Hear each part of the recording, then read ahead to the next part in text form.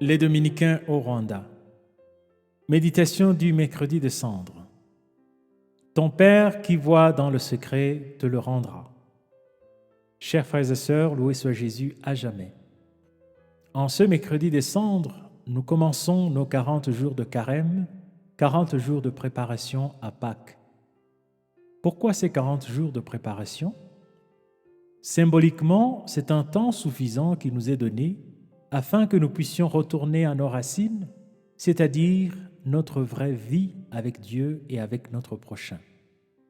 À bien des égards, nous nous sommes comportés comme si nous étions le centre de tout, aux dépens de Dieu et de notre prochain.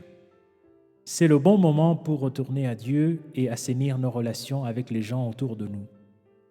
Ainsi, les lectures d'aujourd'hui nous invitent à changer l'être intérieur en toute discrétion, autrement dit, en évitant de nous faire remarquer. D'après le prophète Joël, il faut déchirer les cœurs et non les vêtements, puis aller à Dieu. L'apôtre Paul, quant à lui, invite ses auditeurs à se laisser réconcilier avec Dieu.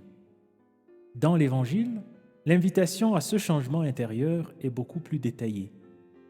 Il faut partager, prier et jeûner de la façon qui plaît à Dieu, c'est-à-dire dans le secret.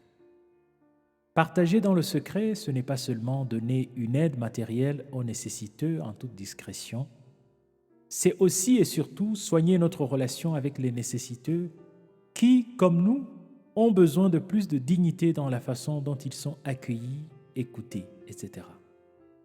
Ensuite, prier dans le secret, c'est non seulement se retirer et parler à Dieu, mais aussi laisser Dieu nous parler cœur à cœur.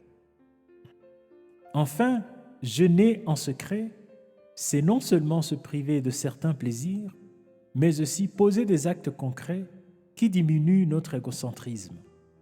Détacher les chaînes injustes, défaire les liens du joug, renvoyer libres les opprimés et briser tous les jougs, dit le prophète Isaïe.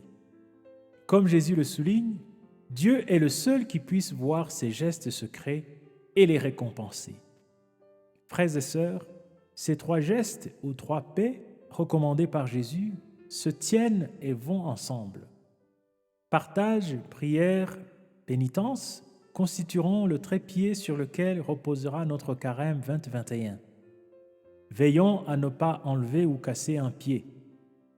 Ainsi, tout ce qui est encombrant tombera et nous deviendrons des hommes et des femmes nouveaux et libérés grâce à Jésus-Christ qui vit au cœur de nos vies.